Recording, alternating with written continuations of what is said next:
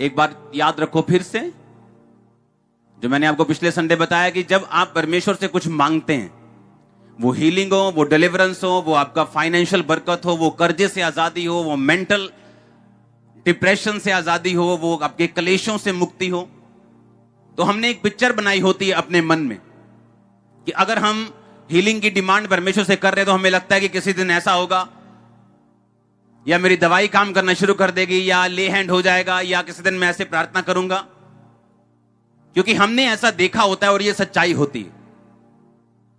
हमने देखा होता है ले हैंड होते हुए, हीलिंग होते हुए। हमने देखा होता है प्रोफेटिक वर्ड रिसीव करने के बाद हीलिंग होते हुए। हमने देखा होता है कि डिवाइन हेल्पर प्रार्थना के बाद मिलते हुए। जैसे ऑयल के साथ अब प्रार्थना जब शुरू हुई है तो लोग टेस्टिमनीज दे रहे हैं, सिर्फ यहां आने के नहीं। अगर मैं अभी भी हाथ खड़ा करवाऊंगा आप लोगों में से, तो बहुत से लोग टेस्टिमनी बन चुके जो वहां बैठे हैं। उन्हें लगता है शायद ये टेस्टिमनी देने वाली नहीं है कि मुझे डिप्रेशन था, मैं आजाद हो गया, मुझे शांति मिल रही है, मैं दुष्ट आत्मा से आजादी ले रहा हूं, मुझे लोग फेवर दे रहे हैं।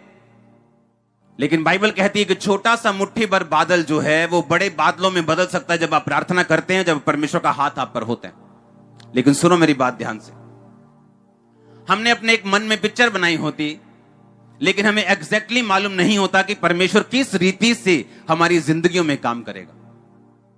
जिस तरह से नमान कोढ़ी जब था, बाइबल कहती है कि वो बड़ा प्रतिष्ठित व्यक्ति था और अपने राजा के जीतने के पीछे उसका एक बड़ा हाथ था। पर बाइबल कहती परंतु वो कोढ़ी था, यानी उसकी सारी जितनी भी उसकी पॉजिटिव पॉइंट्स थे, उसकी लाइफ में जितना अच्छा था, वो जितना सामर्थ्य था, जितना हेल्पफुल था और जितना गिफ्टेड था, एक कोढ़ीपन के कारण उसके पास पर लग गया। पर ये कोढ़ी था। जैसे आज हम बोल सकते हैं कि ये बंदा बड़ा इंटेलिजेंट है, इसने ग्रेजुएशन की है, पोस्ट ग्रेजुएशन की है, इसने पीएचडी की है, ये बहुत इंटेलिजेंट है, ये सब कुछ जानता है, सब कुछ समझता है, बड़े लोगों के साथ इसके लिंक हैं, पर इसको कैंसर हो गया। वो पर उसकी सारी खूबियों को खत्म कर देता है। नामान भी ऐसा एक व्यक्ति था कि उसकी सारी खूबियां उस कोढ़ ने खत्म कर दी थी। और बाइबल कहती जब वो अलीशा के पास आया और अलीशा ने अंदर से बाहर आना भी मुनासिब नहीं समझा कि फलाने देश का एक तरह का थर्ड या फोर्थ पावरफुल इंसान आया, और अलीशा ने अंदर से कहा कि जाओ उसको बोल कि 7 डुबकियां मारो, तुम्हारा कोढ़ खत्म हो जाएगा। पर वो अपने मन में क्या पिक्चर बना के आया था कि मुझ पे ले हैंड होगा, खुदा का दास मुझ पे आके हाथ धर के प्रार्थना करेगा और मेरा कोढ़ खत्म हो जाएगा। और इस बात का उसने गुस्सा किया और वो गुस्से में चला गया कि वो अंदर से बाहर क्यों नहीं आया, मैं इतनी दूर से आया हूं। कई बार परमेश्वर वैसे काम नहीं करता जैसा हम पिक्चर बना के सोचते हैं कि परमेश्वर मैं हीलिंग मांग रहा हूं, शायद ऐसा होगा। वो काम जरूर करता है, लेकिन किस तरह से करता है मैं आज आपको बताता हूं। बाइबल कहती है उसके काम करने के तरीके और हमारे काम करने के तरीके और सोचने में जमीन और आसमान का फर्क है। लेकिन बाइबल कहती है जब नामान कोढ़ी जा रहा था तो उसके सेवक ने कहा अगर वो आपको कोई मुश्किल काम करने को बोलता तो क्या आप नहीं करते? उसने कहा मैं करता।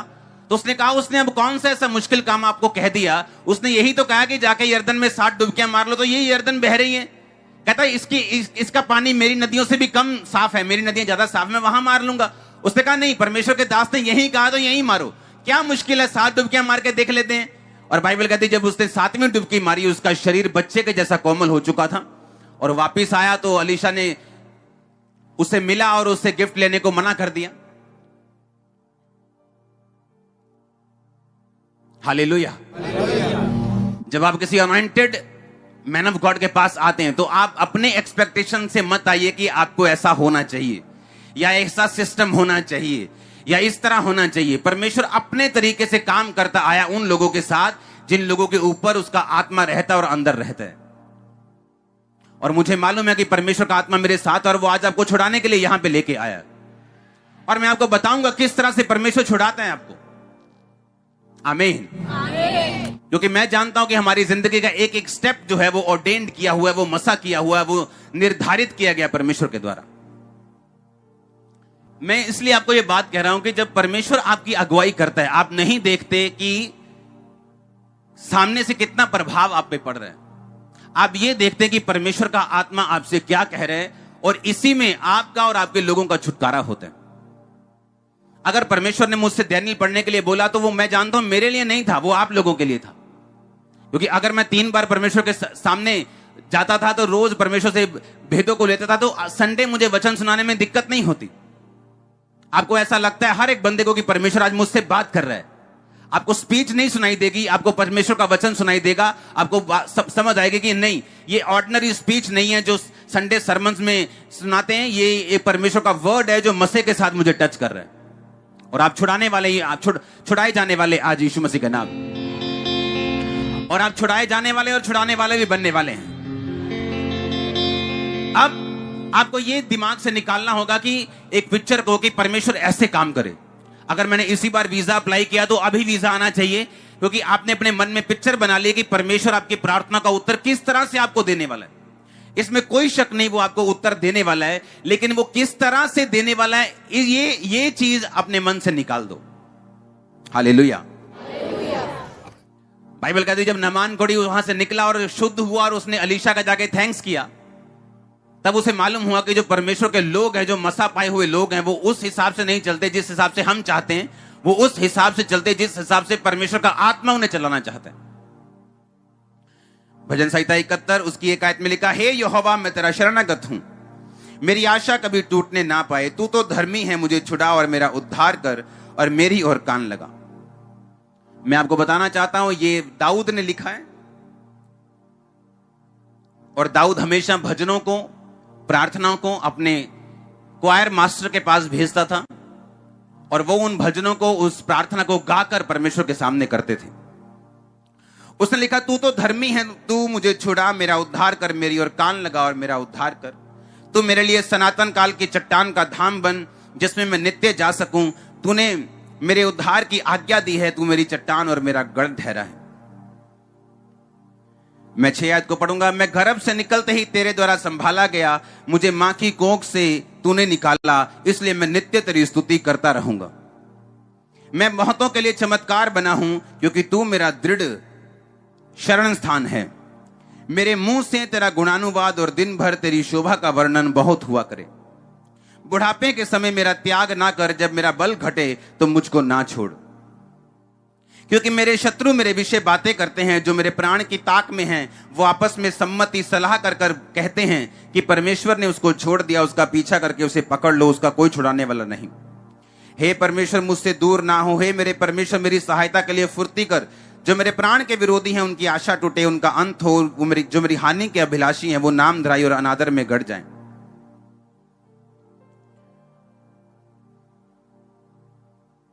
अब मैं 21 आयत को पढ़ूंगा। दाऊद कहता है, तू मेरे सम्मान को बढ़ाएगा और फिर कर मुझे शांति देगा। हे मेरे परमेश्वर, मैं तेरी सच्चाई का धन्यवाद सारंगी बजाकर गाऊंगा। हे इज़राइल के पवित्र, मैं वीणा बजाकर तेरा भजन गाऊंगा। जब मैं तेरा भजन गाऊंगा तब अपने मुंह से और अपने प्राण से भी जो तूने बचा लिया है जय जयकार करूंगा। मैं तेरे धर्म की चर्चा दिन भर करता रहूंगा, क्योंकि जो मेरी हानि के अभिलाषी हैं उनकी आशा टूट गई और मुंह काले हो गए हैं। यही वचन कहते हैं 9 आयत में कि वो बूढ़ा हो चुका था। उसने कहा, बुढ़ापे के समय मेरा त्याग ना कर। और अगर आप बाइबल को ध्यान से पढ़े, जब दाऊद बूढ़ा हो चुका था तो आपको ऐसी कोई वर्ष नहीं मिलेगी जहां पर दाऊद की जिंदगी में यह साबित होता है कि उसके शत्रु उस पर जयवंत हो रहे हैं। एक भी वर्ष बाइबल में आपको ऐसी नहीं मिलेगी। अगर दाऊद भजन संहिता ना लिखे तो मैं ये समझता हूं हम कभी भी परमेश्वर के फुल प्लान को उसकी जिंदगी में कभी समझ नहीं पाते। हम उसे मिसअंडरस्टूड कर देते, जिस तरह आज लोग परमेश्वर के वचन को तोड़ मरोड़ कर उसे अपने तरीके से निकाल लेते हैं अपनी इच्छाओं को पूरा करने के लिए। दाऊद ने कहा, बुढ़ापे के समय मेरा त्याग ना कर। और उसने कहा, शत्रु मेरे विषय बातें करते हैं और मुझे मारना चाहते हैं, मेरे प्राण के विरोधी हैं। लेकिन अगर आप पहला शमूएल, दूसरा शमूएल, इतिहास पहला, दूसरा इतिहास राजाओं पढ़ें, जहां पर सब राजाओं के बारे में जिक्र है और इन्हीं के बीच में दाऊद का जिक्र है। जब पहला शमूएल 16-17 से आप इसको पढ़ते हैं तो जैसे दाऊद की जिंदगी बढ़ती जाती है, वो अपनी जिंदगी में बाइबल कहती है हर एक लड़ाई को जीता। और अगर आप उन अध्यायों को पढ़ें, पहला शमूएल और दूसरा शमूएल, आपको यह नजर नहीं आएगा कि अपने बुढ़ापे के टाइम दाऊद किसी भी तरह की विपत्ति में था, क्योंकि बाइबल ऐसा कहती है कि वो अपनी हर लड़ाई को जीता। इतिहासकार बताते हैं कि उसने 60 से 70 66 तकरीबन लड़ाइयां लड़ी और वो 66 लड़ाइयों को जीता। जब भी उसने पाप किया बैतशबा के साथ, तभी उसकी जिंदगी में पारिवारिक कलेश पैदा हुआ। उसकी बेटी मारी गई, फिर उसके बेटे मारे गए, उसके घर में तलवार चली। जो उसने दूसरे की जिंदगी में बोया था वो उसकी अपनी जिंदगी में हुआ। दूसरे की पत्नी ले ली, उसकी अपनी बेटी के साथ रेप हुआ। और बाइबल कहती जब उसने दूसरे के पति को मार दिया, उसके अपने घराने को मौत का सामना करना पड़ा, क्योंकि परमेश्वर ने कहा कोई तुझे छूने भी ना पाता अगर तू ये पाप ना करता तो। लेकिन उसके बाद जब दाऊद उस समय जवान था, उसके साथ जब दाऊद अधेड़ हुआ, जब दाऊद बूढ़ा हुआ, तो बाइबल में कहीं भी ऐसा नहीं लिखा कि दाऊद की जिंदगी में कोई ऐसा ट्रबल आया हो जिसने उसको हरा दिया हो।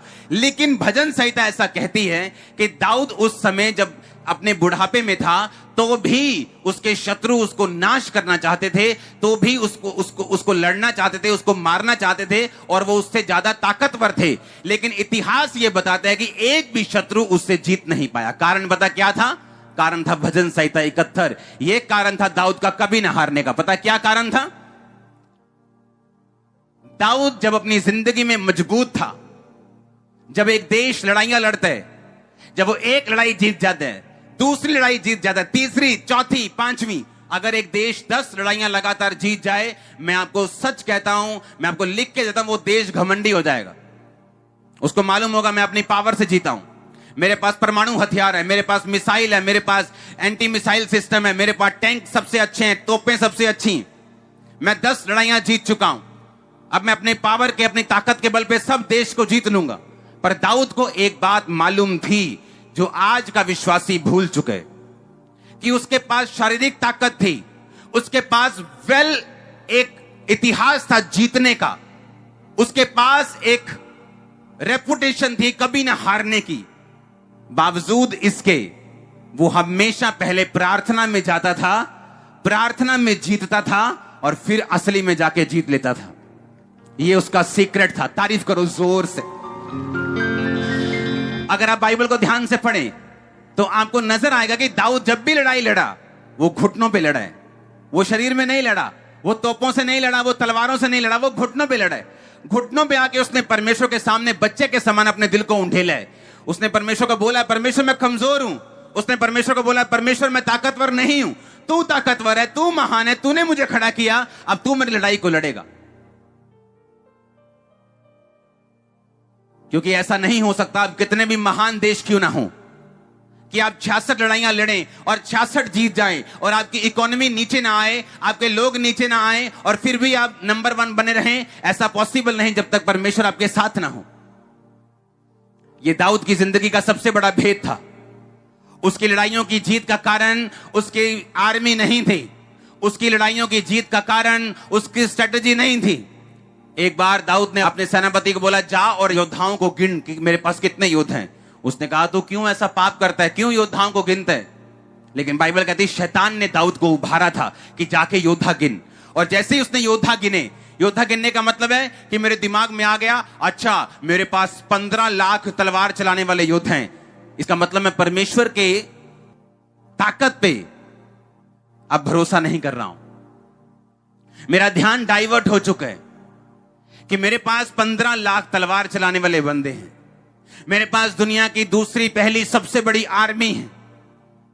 और परमेश्वर ने इस बात का गुस्सा किया और दाऊद को बोला, मैं तुझे सजा दूंगा इस बात के लिए कि तूने योद्धाओं को गिना। जब लोगों ने राजा मांगा कि शमूएल से कि हमें भी राजा चाहिए, जैसे अन्य जातियों के पास राजा और वो उनकी अगुवाई करता है, शमूएल गुस्सा हुआ। परमेश्वर ने कहा, तू जैसे गुस्सा हुआ मैं भी इनके साथ गुस्सा हूं, क्योंकि इन्होंने तुझको नहीं मुझको निकम्मा जाना है कि मैं इनका राजा ना रहूं।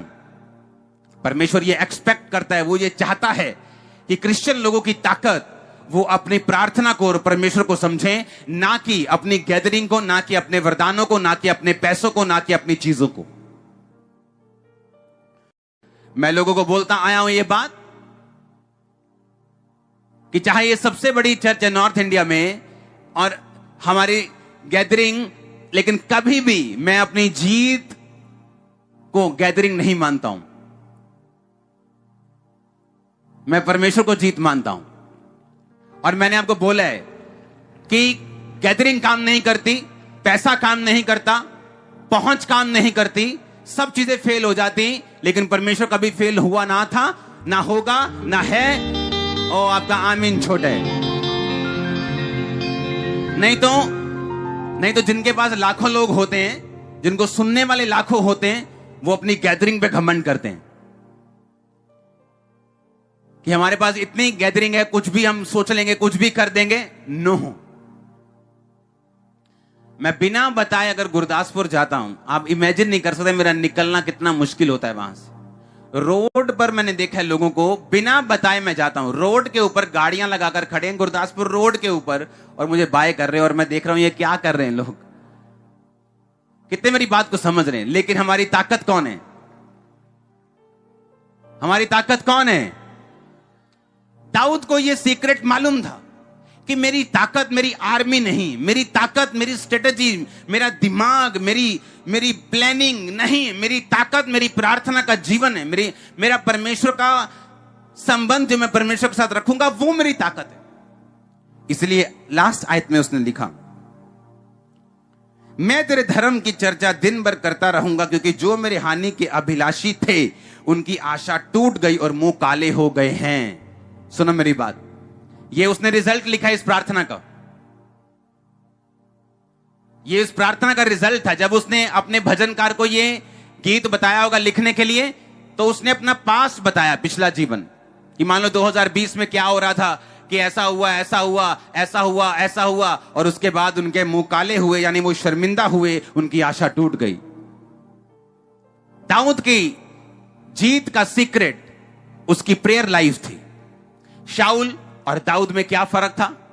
आपको कौन सा पाप भारी लगता है कि परमेश्वर ने कहा जाओ और सामने के देश में जाओ और सब कुछ खत्म कर देना, पेड़ पौधे सब कुछ, जानवर भी खत्म कर देना, और शाऊल ने जानवर नहीं मारे। आपको यह पाप बड़ा लगता है कि किसी की पत्नी को हथिया लेना और उसके पति को मरवा देना, कि यह पाप बड़ा लगता है? कौन सा पाप बड़ा है?